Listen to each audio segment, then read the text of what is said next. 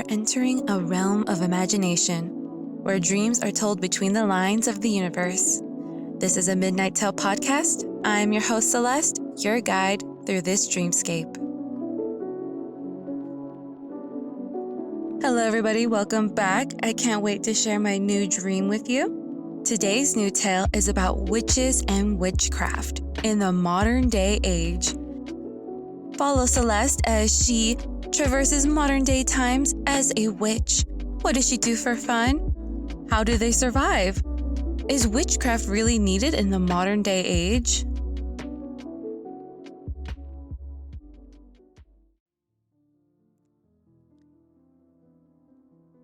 I stared out across the room and I looked at the patrons that were mingling around the bar and across the patio.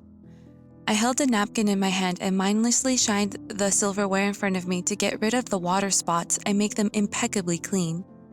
I was dressed up in a busser outfit, just plain old black and white. My hair was pulled up into a boring bun. The bar was fully stocked with drinks that anybody could possibly imagine, and the white marble countertop was constantly wiped down as not to leave a stain, as the tipsy patrons spilled a little bit of their wine or drinks on the top of it. The patio had huge wooden beams vaulting over and across. There was light white billowing fabric stretched out across each beam, creating a shade, along with giant fans that slowly spun as not to overheat the guests at the country club. The patio had a large view of the garden that was just a flight of stairs below. There was a small waterfall off to the furthest side that trickled into a creek that wound across the garden. It was filled with a variety of native and exotic plants that created a wonderland of flowers fit for any country cottage. Just beyond the boulder's edge of the garden was the vast private forest that was only for patrons' use, where they could hunt animals that were brought in by the country club, specifically for them, which included a variety of animals which didn't make it into the marketing pamphlets. I was in a small servants' hallway that was out of the way of the kitchen and had a perfect view of the patio and a glimpse of the interior of the country club. Just in the servants' hallway, it was covered with rich dark wood that was finely carved into delicate shapes and complemented the marble floors and elegant wallpaper. This venue was extremely popular for any social gathering in order to show off properly their money and status. In order to be a patron, you had to be recommended by a current member, be interviewed, provide that you are of the correct social class, of the right connections, and of course, provide a hefty sum of money each year. Those funds are what earned your keep at the country club.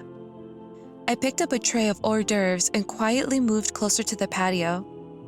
I tried to stay as inconspicuous as possible, while I secretly snacked on the hors d'oeuvres and sipped on some wine. I spotted a fabulous older woman with long white hair that was elegantly pulled back into a half updo and a long dark purple dress. She was headed towards the restroom that was at the back of the country club. I had seen her mingling around and was absolutely popular with the crowd. I knew that she definitely had connections. I headed right behind her towards the restroom. We both entered the restroom together, and the noise of the party quieted down as the door closed. I quickly looked at the stalls and noticed that none of them were occupied, and we were both completely alone. I tapped on her shoulder lightly before she entered the stall, and she turned around and I kept my hand on her shoulder as I told her, "I love your dress. It is so beautiful." She looked at me with a slight smile, but slightly annoyed face, as she tried to shrug off my hand. She said, "Thank you." I tightened my grip on her shoulder and I said, "What's yours is mine for this short time." Fear briefly flashed across her face before her eyes rolled back, and a gossamer silvery blue light surrounded us. My own eyes closed and I could feel myself falling to the floor. I snapped back to attention and I grabbed my original body. I quickly grabbed my head and cradled it against my new body's chest. This body's name was Juliana Cabot. Thankfully, her arms were much stronger than they appeared, and despite my body's dead weight, I was able to drag it into the biggest stall and lock the door behind me. I gently placed my body on the furthest wall away from the toilet in the big stall. I fished out my phone from my pants pocket and I quickly called my servant, Marietta, and told her to be ready for the transfer. I shuffled through Miss Cabot's purse and pulled out her lipstick. I quickly drew the traveling portal symbols on the bathroom wall. I had barely finished drawing the symbols when it began to light up and shimmer in the lipstick's color. It lifted off like glowing glittery flakes and peeled off the wall like small embers. The circle began to fill in with a soft glowing light. The light dimmed and shapes appeared through the dimming light, and suddenly, like a camera coming into focus, the blurry shape sharpened into my skeleton servant. Marietta was standing in my apothecary, a giant, lavishly decorated room that was sprinkled with all of my various jars, herbs, and trinkets brimming for potential potions. I knew that Marietta was standing in front of one of the chalkboard walls that was designed just for teleportation and doodling. I put my hands on my hips and I stared at Marietta as she held a large blanket that was covered with a picture of cats. "Marietta," I said, "a blanket is not going to be enough, especially that super thin one, okay? You need to thicken up a little bit. Last time you picked me up, I had bruises from your pointy fingers."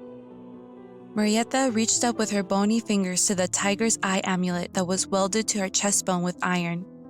The amulet was a beautiful dark brown with golden highlights. The light shone upon it and it glimmered and glowed, and the gold danced across the stone. As soon as she touched the amulet, muscle and flesh began to grow down her arms and over her body. It was quick and it writhed over her body like a small ripples of a creek. It was over in less than 30 seconds, and her full body with her pale flesh was completed. She was covered with the same gossamer silvery blue light, which was my magic. Out from the gossamer light, a black dress appeared. It was floor length with long sleeves. It had a bodice with some boning that gave her a fitted waist and supported the heavy black velvet the black dress was made out of. Marietta crossed the portal and came over and picked up my body gently from the bathroom floor, then carried me back across the portal to my apothecary room and laid me gently on one of the lounge chairs. I told Marietta, "Make sure you come to pick me up at the front of the Parisian country club, okay? I want to make sure we drop off Miss Cabot's body at her home." Marietta nodded her head and said, "Of course, my lady." I said, "Before you go, make sure you take this." I walked through the portal into the apothecary room. I reached behind Miss Cabot's head and took out a strand of her white hair. I grabbed a pair of scissors off the table and I snipped the strand off and placed it into Marietta's hands. I said, "Make sure you label this and seal it properly for future use. I'm going back to the party and I expect you to be here early, okay? So don't be late." I walked back through the portal and back into the bathroom, and I waved by Marietta as she sealed off the portal. In Miss Cabot's body, I straightened out her dress and pulled a few stray hairs out from my face. I walked out of the bathroom and back to the patio. I mingled and chatted with the rest of the guests, and I was able to blend in so easily. While I possessed Miss Cabot's body, I was able to access her knowledge and memories as if they were somewhat my own, like remembering the story of a good book or a movie. I drank and ate to my heart's content, and some people gave me a few weird looks. And I don't blame them. It was quite unusual for such a restrained, elegant woman to gorge herself on hors d'oeuvres and wine, but I wasn't going to be around for the extra pounds.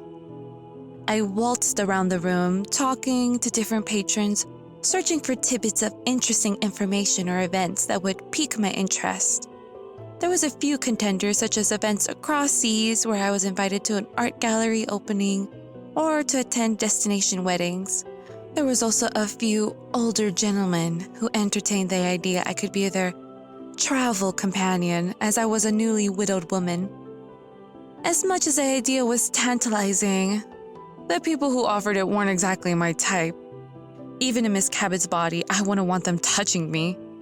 Although all these offers seemed somewhat entertaining, I wasn't particularly interested in them, as I had visited most of these places, or I didn't find the host particularly exciting. If I wanted to travel to Greece, China, or the Bahamas, I would just find somebody else's body to hitchhike there to. or honestly just pay for it myself, as that would be the easier option. As I did another round across the room, I picked up more hors d'oeuvres and stuffed them into my face. The satisfaction I felt from eating so guilt-free was one of the best of feelings ever that tingled through my body, and it made it so that food never truly had tasted better. I spoke to a few new people around the room who told me about their rather dead boring investments. Some of the new patrons I was talking to definitely had some offers I was more interested in. I was looking for something a little bit more adventurous, to say the least. I wasn't looking about how I could save money. Frankly, some of these people's obsession with money was laughable. As a witch, I had access to the largest funds on Earth through the global coven fund. While they could be a bit of a tough audience at times, they would mostly give any witch the amount of money they desired, as long as they remained connected and loyal followers to the global and local covens that the witch was a part of. Witches have been living centuries refining the task of making money. Real witches always hid in the shadows and never revealed their true selves. Witches always kept up with the latest scientific and technological trends of the time. This way, we knew how to invest our money, but also how to divert magic away from menial tasks, which could now be performed by modern technology. Witches reserved magic for purposes that satisfied our needs that modern life could never provide, such as creating healing potions or bewitching certain objects to help ease our lives. Such as the amulet that was welded onto Marietta's chest is bewitched to give her some magical capabilities and transform her. As my skeleton servant, it helps her perform her duties. Magic still has potentials that only mortals could still dream about. I spotted a woman who had jet black hair and not a single gray hair in it. She wore a muted yellow dress that stood out from the rest of the crowd. I had not seen her before. She looked rather young, despite what I could tell was an air of confidence and knowledge that could only be obtained at an older age. I immediately had a sinking feeling as I realized that she probably was a witch. Which was probably true, as they tended to be in the high ranks of society, because we had steadily gained a foothold at the top ranks in order to secure ourselves a comfortable position for the rest of our lives, and also to make sure we had connections to keep ourselves well hidden and well funded. She just about had the look of every global coven witch I had ever spoken to. I was worried because while possession was not outright banned, it was highly frowned upon and regulated. Because of the many mistakes that could happen and also the potential to be discovered, only certain witches could perform it. Possession was only supposed to be for the highest ranking of witches in the global coven, and they needed permission to use it for certain uses. I had not been caught yet because the global coven didn't really worry about unauthorized users, because possession was such a unique and difficult ability. Most witches could not perform it unless taught and used potions and spells heavily. However, any witch that was caught practicing possession outside of these rules, they could be severely punished, including having their funds taken away for who knows how long, and other severe punishments. I tried to avoid this possible witch and started walking the other way. However, she suddenly appeared before me, and she didn't even attract the attention of the other patrons around us. She looked at me with bright blue eyes. I was shocked and my heart sank all the way. I knew she was definitely a witch for her to move like that. She motioned for me to follow her, and I could see that she had many rings and amulet bracelets around her wrists. Her long fingernails had protection runes painted upon them, and along with good luck symbols. I was only able to see that because she waved her fingers at me, and I had to follow. She led me away from the patio and into the interior of the country club into a large office area that had a placard on the door that said Amaryllis Claremont. Fear started washing over me as I realized that name was very familiar, and I think she was part of the global coven high-ranking witches, and I had heard rumors about one of them being in the city. She motioned with her hand and said, "Please, take a seat, Celeste." My fear was growing, and she knew my name, and my worst fears were confirmed. She sat down behind a large wooden oak desk that had intricately carved legs that matched the wallpaper. The color of the oak desk was the same color as the bookshelves that were embedded in the walls, and they were brimming with dozens if not hundreds of books. There appeared to be witchcraft artifacts sprinkled throughout the bookcases. The office furniture was antique like the chair I was sitting on, and looked to be in good condition. I noticed in the corner of her office was a large full-length silver mirror, and I knew it had to be a spectre glass, used to communicate and travel to another spectre glass, or to a specific location in mind. Large spectre glasses were typically very hard to find because they required such a high level of skill to create, and only a few artisans remained. Amaryllis Claremont cleared her throat and said, "Celeste, I'm quite glad that you made it today, because I got to see for myself your wonderful skill. It's quite extraordinary." I bowed my head slightly to her and said, "Thank you so much, Miss Claremont. That is an honor hearing it from you. I am only in the global coven's good graces because I have been particularly well gifted in mind control and possession. It is my greatest talent as a witch." She nodded her head and said, "Yes, I have heard through friends of mine who are particularly impressed with your abilities. It seems you were born with these abilities, correct?" I nodded my head yes, and said, "Ever since I was little, I have had an affinity for this type of magic, and it's always come very naturally to me. I can only praise the goddess that she gifted me with these powers. Today I meant no harm in possessing Miss Cabot's body. I merely was—" She raised her hand and stopped me. She said, "I understand. A talent such as yours, it is only natural to use it and enjoy it. You should not feel barred or restrained in using something that is obviously a well-born gift. I myself tend to bend the rules, as I've been graced with my potion-making abilities and crafting mother spells here and there." As soon as she said mother spells, I knew immediately where I heard the name Amaryllis Claremont. She was one of the oldest global coven members, who was an ancient one. She has been alive for centuries, if not almost 1,000 years. And she was one of the founding members of the global coven, as well as crafting old and modern mother spells, which all witches use today. You could find these spells in our grimoires that were given to us as gifts for joining the global coven. I bowed my head even more, and I kept my eyes down to the floor as I realized I was in the presence of one of the most powerful witches. She said, "Celeste, lift your head. There is nothing to be ashamed of. I understand that our members can be quite zealous in making rules, but it is not a witch's nature to be bound, and nor can her curiosity." I lifted my eyes to meet hers, and she had a very warm glow about her. There was no menace behind her eyes. I felt quite comforted, in fact, and I was surprised about how friendly her aura was. She asked, "Celeste, how old are you?" I said, "I'm about to turn 125 years old this year in October." She said, "Oh, what a young age. What a lovely month to be born in as well." She got a far-off look in her eyes, as she was probably recalling her own youth, which I couldn't even imagine what era it was, and how time had changed so much since then. She said, "That is truly remarkable. At how such a young age, you have such great control over possession and mind control. I am interested to hear in your own words what you think possession and mind control entails, and what is the difference between the two. I have heard from countless so-called experts, but none have had such a natural-born talent such as yours." I said, "Well, possession and mind control are very similar, and they differ in the technicalities and their difficulty. For possession, it is more of a physical act, which seems obvious because you're taking control over a physical body of another being.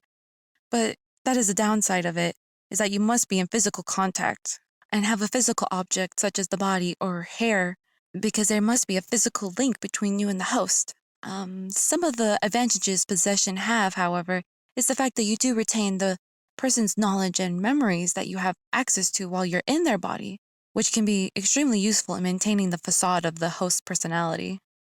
Also, you can use it to access areas and remember passwords that you would not be able to get under mind control.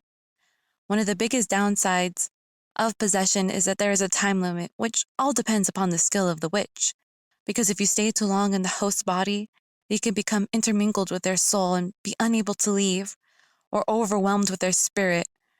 You would be lucky to get kicked back into your own body. Oftentimes, you could be trapped in the host body if you're not careful. Also, possession means that you have limited use of your magic within the host body. It's not a witch's body and doesn't have the same level of conduit. The worst issue of possession is if your host body dies, you will die as well. It's very rare that you will survive and be transported back into your own body.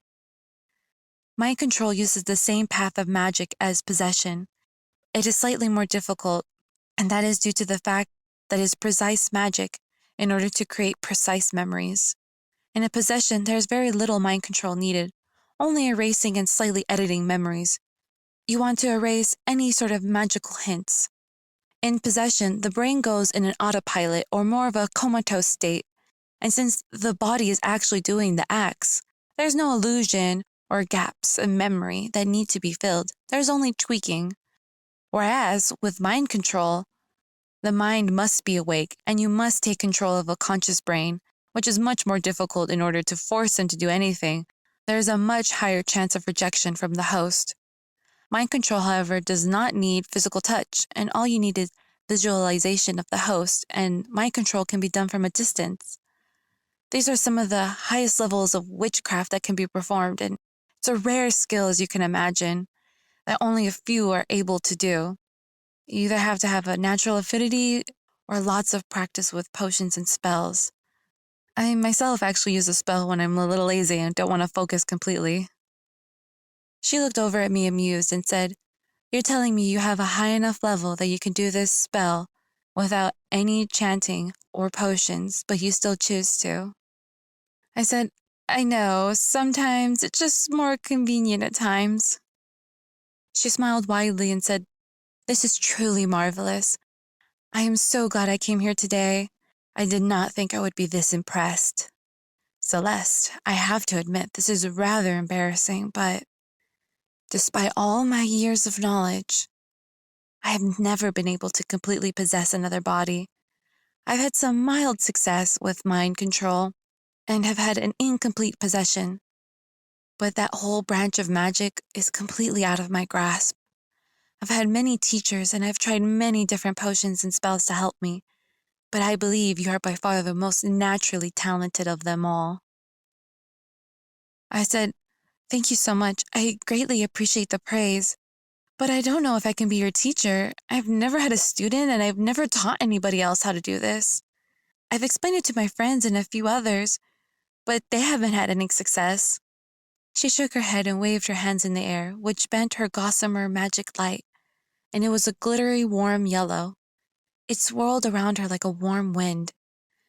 She said, "At my age, I wish to be an expert at everything, and although most of the global coven members have their specialties, I do not. I will always strive to be an expert on all magic. It has been my purpose as long as I can remember, and this magic has evaded me for so long, I just wish to conquer it." I nodded my head, and although I didn't quite fully understand, I felt from her aura the conviction she had, and there was no changing her mind, particularly since I was in her good graces now and I was not going to jeopardize my standing or my funds. She asked, "When is your next available day? I want to get started immediately on training." I said, "Actually, I have college classes that I'm attending at the University of Pennsylvania." She said, "That is quite far from here in Texas." I said, "I know, but me and my friends use portals to teleport me inconspicuously into her apartment." She said, "That is so good to hear that you are still keeping up with the modern advances in technology. It is of high importance, and I know it will become useful for the coven in the future. Also, you are still so young and there's so much for you to learn. I'm glad you're taking full advantage. What are you studying?" I said, "I'm actually studying engineering along with robotics. I really want to learn about technology, and it's fascinating how it starts bending the lines between our magic. I wonder sometimes how far humans will advance." She said, "Trust me, humans have created their own magic with their technology, and it always intrigues me how commonplace they view it. When I was young, this technology was magic beyond our understanding. And I didn't think it was possible, particularly for humans. She shook her head and said, "Sorry to get off track, but I really must schedule you now because I have other obligations I have to attend. But what are the best times for you?" I kind of sat there dazed for a second, just reeling from what is happening and that I was going to be a teacher for Amaryllis Claremont. I said, "Well, I don't have any classes after 6 p.m., so I guess you could come by every day after that time if you wanted to." She nodded her head and said, "That sounds perfect. I will see you tomorrow then at 6. Now, if you excuse me." She stood up from her desk and continued, "I need to get back to the party. I have guests that I'm trying to finagle some information out of. Don't worry, stay here as long as you wish. Although, how much longer do you think you'd stay in that host's body?" I looked at the wall clock and said, "Well, it's been about 2 hours, and I usually have a time limit of around 10 hours. 15 if I'm really pushing it. Although I'm getting kind of sleepy and I don't want to stay in her body. That's when the trouble really happens. I made that mistake once, never again." She looked very intrigued, but looked back at the clock and said, "I guess that'll have to be a story for another time." She reached out with both of her arms, and I reached out as well, in a traditional greeting, which we grab our forearms with both hands. It was a much more intimate way of saying hello, and produced a stance that created a magic circle, which was good to ascertain the attentions of the other, while also protecting one another, because your hands were occupied. Her aura radiated the same conviction I had felt earlier, but stronger, and I could tell she wanted to understand this magic more than anything. My worry and fear melted away as our auras became in tune with our common goal. We let go of each other's arms and we headed back out to the patio area. I quickly said goodbye to everybody in my group, and I told Amaryllis I was going straight home. Secretly, I was overwhelmed with the responsibility of teaching a global coven witch. I had to make sure that I was prepared with potions and spells that could possibly help her, because it seemed like she was a very low-level student. I had no idea how much help she would need, and I wanted to make sure I made the right impression and be prepared. I quickly called up Marietta and said, "I need you to come right now and pick me up." She told me that she was already waiting alongside all of the other cars and limos in front of the valet service. As I rushed outside, an older gentleman followed me out and called out, "Juliana." I slowed down to a brisk walk, and I turned around and realized it was one of the men that had been flirting with me. Or more like Juliana. His name was Naveen, and he was actually quite handsome and a little bit younger than Juliana's age. He had a full head of salt and pepper hair. He had dark tanned skin and sharp features that were complemented by a very well-trimmed salt and pepper beard. His deep-set eyes were golden hazel. He was the only older man that actually looked good. Everybody else was a creepy, crinkly, ancient dude.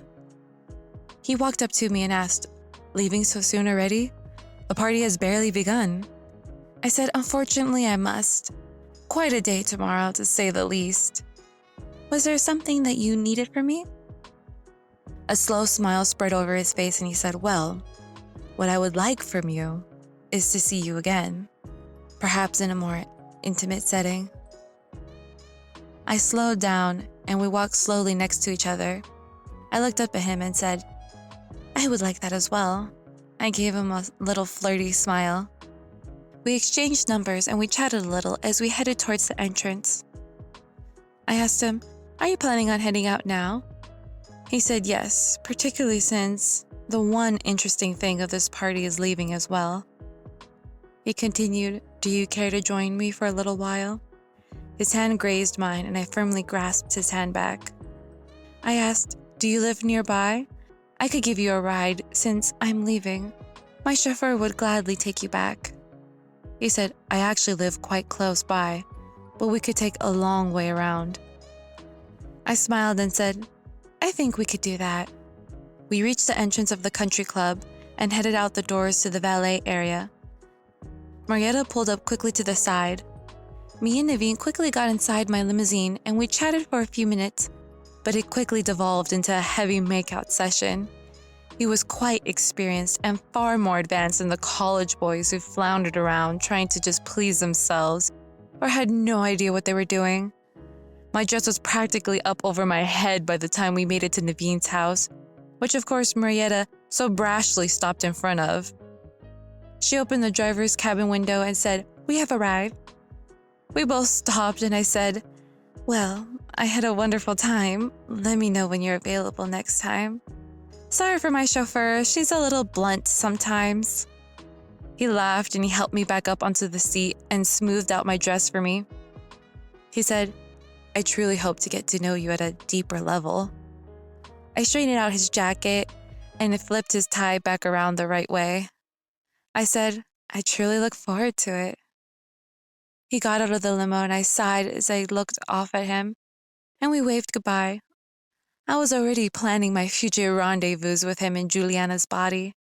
I hope things worked out nicely for them, as they had a lot of chemistry, beyond just my intervention. I asked Marietta, "So, what's the plan?" She said, "Whatever you would like, my lady." I said, "Remember, we're working on your indecision and also getting back some of your personality." She said, "I have no indecision. Everything I leave up to you, and I am fine with it. I'm sorry I cannot be a better companion to you." I scooted up to the front and put my hand through the window and just tapped her shoulder and said, "It's all right. We're still getting used to each other. I know you just got pulled out of that grave just 50 years ago, particularly since you've been dead for probably, I think the merchant said 600 years? Oh, yeah, I remember because it was the plague time. Sorry." She said, "I have no memory of that, so there's no need to be sorry. I am happy to have another chance at life." I patted her blonde head and thought for a second. "Okay, you're going to come with me back to the manor, okay?" She said, "Of course, my lady." She headed straight away to the one spot that we had already discreetly put a circle teleporter. It already had a painted ritual circle in order for me not to create it each time. I knew it would take a little time for her to get there, and I said, "Call me when you get to the tunnel." I placed my hand over a pentagram that was subtly etched into the side of the limo. I said softly, "Ley lines of the center's heart, take me to the start. Celeste apothecary room." The gossamer lights surrounded me in a silvery bluish light that obscured any view I had of the limo. I felt weightless and my hair started floating in the air softly and gently. I still felt grounded though, as I was in a seated position the whole time. My dress gently lifted up and swayed in the gentle current of magic. I didn't feel myself moving at all. It was almost like I was floating on top of water in a calm pool. Then I felt myself gently becoming still again, and my hair and dress floated back down. The light dimmed and dissipated to show that I was in my lounge chair that was decorated with pentagrams and traveling runes. I looked over to my left and I saw my own body still lying in the same lounge chair that Marietta had placed me in. I sat up and took a moment to examine and look at my own body. It was a little strange to see myself in this way, as if I was looking at a video somebody else was taking for me.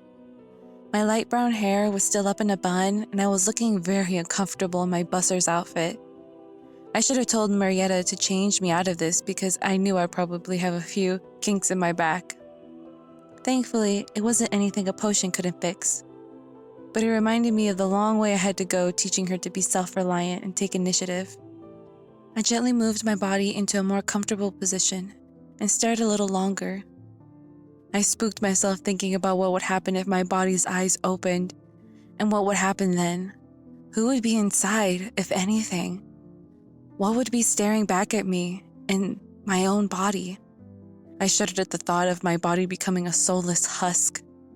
I sat down and leaned against the lounge chair. I placed Juliana's hand over my own and said, "This borrowed time has expired. I return and you take over." I felt my soul separate, and Juliana's eyes rolled back again into her head as I returned back into my own body. I snapped my eyes open, and I saw Juliana's body slumped over the lounge chair. Most people remained unconscious for at least 5 minutes, although there had been a few who had woken up as soon as I did the transfer, which was a little awkward and I had to knock them out quite quickly again. It was always a pain because that left me with more memories that I had to tweak. Thankfully, Juliana seemed pretty out of it. I levitated her easily to the pentagram chair. I quickly looked at my phone that was in my pants pocket, and Marietta had sent me a picture of Juliana's room. Marietta had used a special translucent dust to draw on the wooden floors of Juliana's bedroom. In the center of the pentagram circle was a chair, so it wouldn't be odd for Juliana to wake up in that, versus waking up on the floor. I didn't want her thinking too critically about the situation, and hopefully the makeout session with Naveen will distract her enough for the future. I chanted again, ley lines at the center's heart, take her to the start, Juliana's room. The chair lit up and she was surrounded in a soft light, and she disappeared right through the chair, like she melted through. The portal opened up, and inside the chair I looked through, and I saw that she was resting peacefully in her own chair in her room. I was satisfied and closed the portal. I pulled my hair out of the bun and rubbed my scalp as I thought about all of the ingredients I needed to prepare. I passed by my spectre glass and saw that my hair was finally long enough to go past my butt and still had beautiful waves. I felt the pants pinch into my side and I quickly ran up to my room, up on the manor's second floor. I entered my room and I levitated the giant hoop that I used as a portal to my closet and as a clothes changer. It glowed with a soft light and a thin membrane stretched across the hoop like a bubble. It swirled with a rainbow of colors. I stepped through the membrane and emerged on the other side in sweatpants, an oversized sweater with fuzzy socks on. Although this was definitely what I wanted to wear, it made me feel instantly lazy, and I couldn't spare the time. I jumped through the hoop a couple more times until I landed on an outfit. It was a dark blue cotton dress. It had white daisies embroidered randomly all over it, and it had a white fancy apron on top to protect the dress. Both the apron and the dress were below knee length, and I had on some regular black flats. I reached through the hoop and pulled out a giant straw floppy hat that I tied under my chin. I quickly went downstairs into the garden. The sun was still high in the sky at the manor, and I felt the warmth light up my body. I always took a moment to appreciate the effort that my grandmother had taken in creating and maintaining this beast. The whole estate was over 20 acres. Just the garden took up 5 acres. I looked out across the land, and I saw the bewitched scarecrows tending to the garden. It was their job to make sure they did all of the weeding and main maintenance. I made sure, however, to carefully check the health of each plant and the various creatures that were caged and lived on the property, as the scarecrows couldn't really figure out detailed needs. However, I was on a mission today to collect a variety of herbs and flowers that I needed for my potions. I grabbed a basket out of the shed and made my way through the rows of plants. I picked lavender, sage, roses, and poppies. I scraped moss off the trees and picked chrysalises out of the butterfly hatchery. I reached into a makeshift cave and pricked a bat's wing and collected its blood into a vial. I also picked up a few shells and round rocks from the lakeshore. I ran around gathering all the different ingredients I needed for the dozens of potions just in case I needed them. I made several trips to the apothecary. Thankfully, it opened up right onto the side of the garden, so I didn't have to walk too far. I spent the rest of the afternoon reading from my grimoire. I wrote down many spells that I might need and cooked up several potions that I carefully measured in jars and vials with special oils. When I finally finished, it was well past midnight, and I still hadn't finished my engineering homework, which was due tomorrow. I had already brought Murietta home, so I decided to make her do the homework so I could just turn it in. I would have her teach me what the homework covered. I levitated myself up the stairs and collapsed in bed. Then, the morning came way too soon. My alarm clock went off, and I groaned. I didn't want to go to school that day. Unfortunately, I couldn't just send Marietta as my double. She was quite awkward and would never pass for me. And it would make too much explaining. I quickly got ready with one jump through the changing hoop. My friend Delilah was another witch who also went to the University of Pennsylvania. At least she actually lived there, so I had a connection and a portal that was easily available. But also, since she lived alone, I could easily enter and leave without anybody seeing me if I walked through my specter glass. I went into my apothecary room and used my specter glass to go walk into Delilah's room. She was still in bed and I had to drag her out. I asked, "Did you finish the homework last night?" She looked over at me and just said, "Nope." I sighed and let out a little laugh. I said I had Marietta do my homework. I had a crazy day yesterday. Do you want a copy of mine? She nodded as she let out a big yawn. I took some blank pages from her printer and put the homework on top of them. I put it all in between my hands and said, "Copy." I took my homework away and saw that the worksheets had been perfectly copied onto the blank pages. I handed them over to her and she just tossed them into her backpack. As I waited for her to get dressed, I decided to tell her about yesterday. I said, "Remember how I told you I was going to the Frisian Country Club to hopefully get some clues about any interesting events or artifacts?" She mumbled, "Yeah, I remember. How'd it go?" I said, "Well, I happened to meet Amaryllis Claremont." She tripped over her pants as she was trying to put them on and she stumbled over and said, "What? How did that happen?" Delilah's future goal was to become a global coven witch, and she did everything to know all the information about the political figures. Delilah said, "You have to tell me everything. I need to know whatever she wants from you because this could be a sign of some inner turmoil within the coven." I said, "I think it's more of a personal matter than a political one." I explained to her the whole conversation and how Amaryllis wanted me to teach her how to do possessions and mind control. Delilah's face was full of astonishment, and she said, "You know that's the reason why she's the head of the global coven. It's because she can't do that." I said, "I don't know what you mean. I don't think that was ever stated in a global coven meeting." Delilah said, "Of course it wasn't. The rumors I've heard and what I've dug up is that some of the most high-ranking witches do not trust each other, but they trust Amaryllis because of the very reason she cannot do possession or mind control. They're all afraid of the head witch becoming too powerful. That's why they always choose a specialty witch or a weaker witch in order to run. Don't you remember this?" I said, "I don't really follow politics." Delilah rolled her eyes and said, "Please be careful and keep in her good graces. There's no way you can back out of this now. But I think from the way you described, she doesn't seem to have ill intentions." I said, "No, she was actually quite nice. Her aura was friendly." Delilah puzzled over this for a second and said, "Do you think she could have faked it?" I said, "Delilah, you know as well as I do. One of the most basic tenets of witchcraft is that an aura cannot be changed. I don't even know if the goddess herself could change it. It'd be like ripping a soul apart." Delilah said, "I know. It's just kind of amazing to me that Amaryllis could have such a weakness to a certain branch of magic. It kind of makes me feel a little bit better about my lackluster performance in memorizing potions and making them." My stomach growled and I looked up at the wall clock. I realized that we had spent the entirety of the class time talking and we had completely missed it.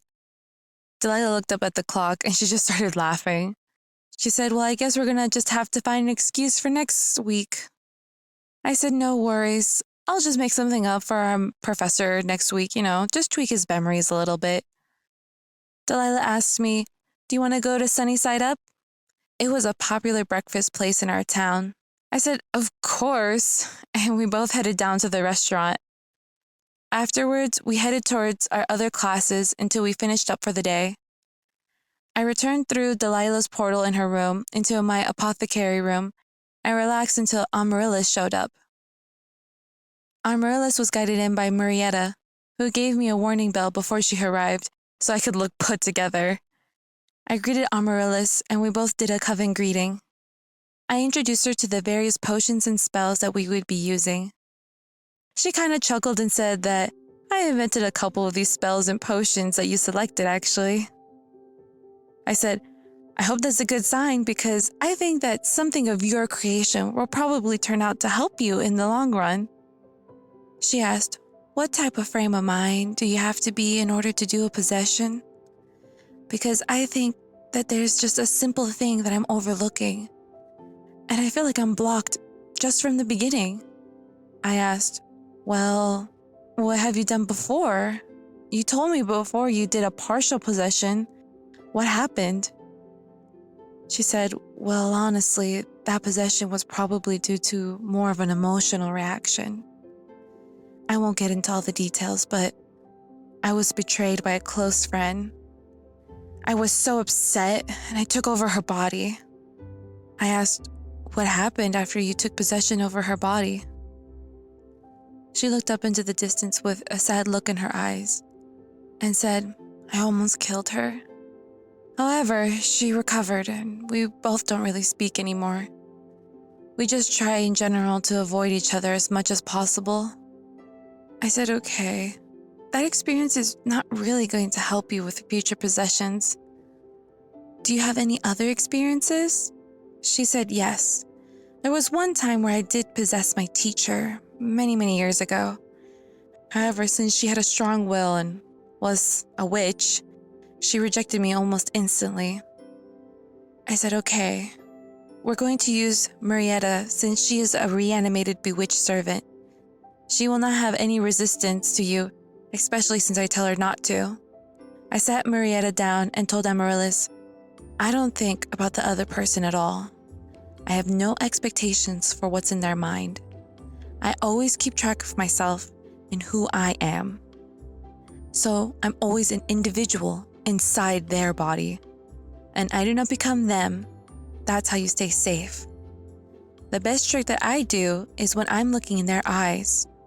I imagine seeing my own face and my own eyes from their perspective in order to make that physical shift. Nothing more, nothing less. Okay, try it out. Amaryllis reached out her hand and touched Marietta's shoulder. I had her drink a potion and recite a spell to do the possession. She looked Marietta in the eyes and said, what's yours is mine for this short time. But nothing happened. And nothing happened for several weeks. I tried different potions. I tried different combinations of potions with spells. I tried spells with potions and spells without potions. I didn't change anything. I didn't change Marietta because if somebody couldn't possess her, they certainly couldn't possess anyone. Each day for weeks, we tried to come up with new solutions, new ideas or frames of mind in order to get Amaryllis to complete a successful possession. But I could tell her magic just did not react the same way it should. It was strange. We even thought that she was cursed, but any anti-curse spells that we used did not produce a different result. Then I just got fed up. I told her, we are going to do a possession together. She looked a little shocked and was hesitant at first, but then I saw her fighting with herself. And finally she said, I thought it was impossible for two witches to go into the same body. I said, I looked up a few more techniques, and it is possible for us to do that. You just have to imagine going into Marietta instead of me. My power should be able to spur yours and unblock whatever is going on. Amaryllis put her hand on Marietta's shoulder, and I put my hand on Amaryllis' shoulder. We chanted together, what's yours is mine for this short time. I felt a zap of electricity, then a shove that pushed me right out of my own body. I blacked out for a second and then I snapped back awake. I realized I was in Amaryllis' body. I looked at my own body and it looked right back at me. Chills went up and down my spine as I saw a look of recognition. My own body's hand reached out towards me. I shuffled back. My body looked at me and tilted its head, and it said, it's me. I'm myself again. I was terrified and confused. I looked over towards Marietta and she was blinking awake. She looked towards me very confused in Amaryllis' body. Marietta's body said, Amaryllis? My body turned towards Marietta and said, Catherine? I was so confused. I didn't understand what was going on. I said, Catherine? My body turned towards me and I realized Amaryllis was inside my body. She said, "Remember that story I told you about my best friend? Well, after she betrayed me, I almost killed her. But she actually killed me. I was able to possess her body. All these years, we've been fighting together just to get out. There's been times where I've wondered if we had become one soul, we were so interwoven, if we were ever going to be separated. I couldn't do possession myself because she wouldn't let me go, and I had no body to return to. I needed a third witch, someone who had a natural gift, someone who exceeded beyond what was possible. You don't understand how long I've waited for someone like you." I was confused and I said, "I don't get it. What is the point of this? We can't stay like this forever." Marietta's body opened her eyes, but the soul inside of her was Catherine. Catherine fully woke up and said, "Don't listen to her. She was the one who attacked me first. She's a spiteful witch who was always just jealous of me." I could care less about their drama. I lunged towards my body. My body jumped back and Amaryllis ran to the specter mirror. She jumped through and I followed right after her, reaching out trying to grasp anything I could. We had jumped through a plain glass of another specter mirror and a shop. The shopkeeper yelled out. My body flew out into the busy street in what looked like New Orleans. I followed close behind Amaryllis. I heard a thump and I quickly looked behind me. There was Marietta's body, flopping through the specter mirror. I turned around and looked for my body. I spotted a head with long, light brown hair. I chased her down the street, but as soon as I turned her around, it was some random girl. I quickly looked through all the bars that were close by, but I couldn't find anything. Marietta's body came up close to me. Catherine asked, "Did you spot her?" I said no, but I'm trying to find a person with a possessed aura. I know that I can seek it out, but I still can't believe I didn't pick up yours when you were together. Catherine said, "It's like we were both possessing each other, and it turned us into one swirling soul. No one has been possessed as long as we have. It's been a horrible ordeal living with her every day, every hour, as she tries to take control over my body.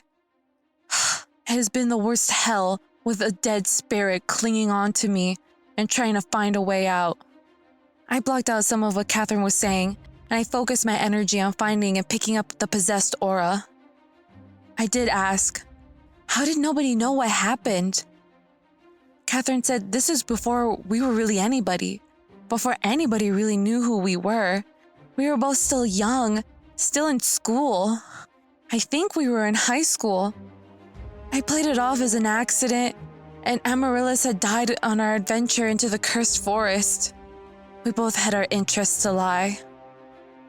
Suddenly, I picked up a possessed aura a couple blocks over. I started running over, and as soon as I turned the corner, I felt the possessed aura coming towards us. I turned another corner and came face to face with a huge bald man who immediately jumped back and then punched Marietta in the face as she rounded the corner. A couple of guys down the street were yelling at him to come back. I guess he was a bouncer at one of the bars. But I knew this was Amaryllis possessing this guy. I tried to grab at him and I screamed, "Where is my body?" He laughed and shoved me off.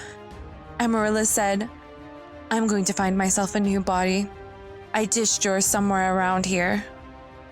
I tried using a binding spell, but the bald guy threw his shoes at me before I could finish the spell. Then the guy turned around and ran, shoving people out of the way. I started running after him and I kept getting bounced around by all of the tourists. I lost sight of him and I cursed under my breath. Again, I looked for the possessed aura. It actually wasn't too far down the street. I ran down again following the path and I saw the bald guy slumped over in an alley next to a trash can. I looked across the street and realized that Amaryllis had possessed a black woman who was casually trying to walk down the street. Her family sat in an outdoor restaurant patio and they were calling out to her to come back. I weaved in between the crowd of tourists on the street and suddenly she disappeared.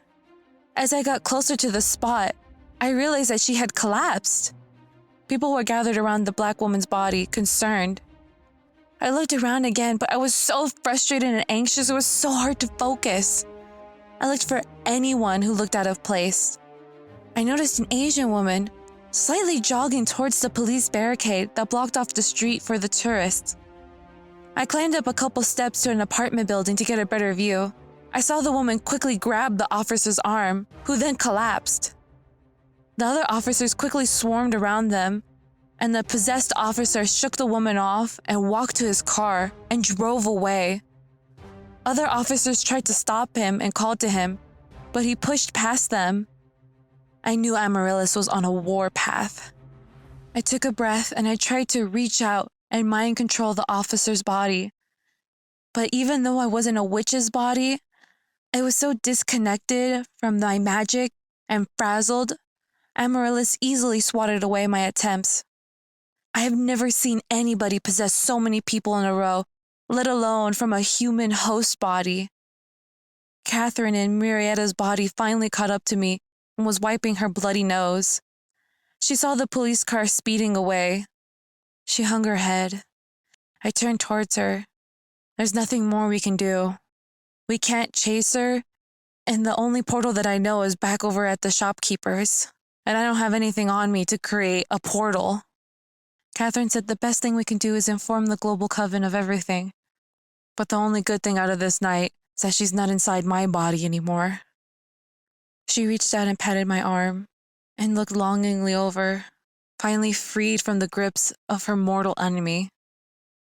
At least in her mind. I said, we have to look for my body. We know that she doesn't have it. Catherine nodded and she said, let's go.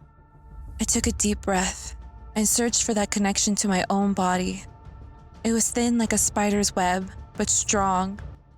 It glowed and it led me right back to the bar that we had found Amaryllis as the bouncer. As we drew closer, I realized my body was sprawled in the back of a pickup and was covered by a tarp.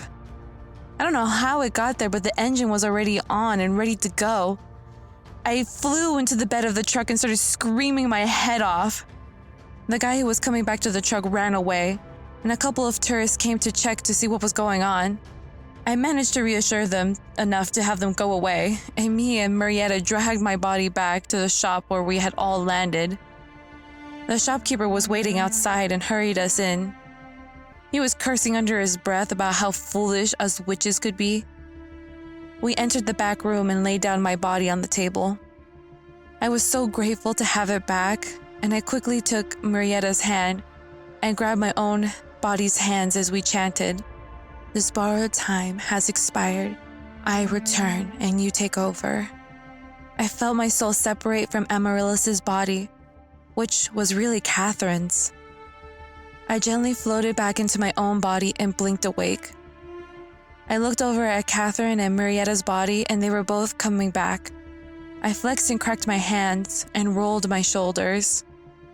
I jumped off the table and called to Marietta, "Let's go." Catherine said, "Where are you guys going?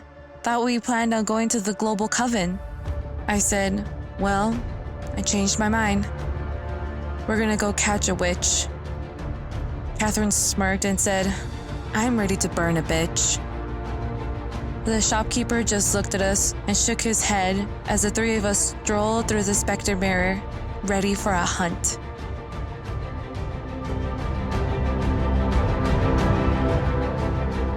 Thank you everybody for listening to Midnight Tale Podcast. I'm glad that you were all here today. Please let me know down in the comments what you thought about today's story and what you think about the witches' world in the modern era. Also, let me know if you would like me to continue the story of Celeste as a witch in another story. Please leave it down in the comments below, and don't forget to like and subscribe. It really helps us out, and we all greatly appreciate it so much for your support. This is Celeste, signing off. Until again, I'll see you in your dreams.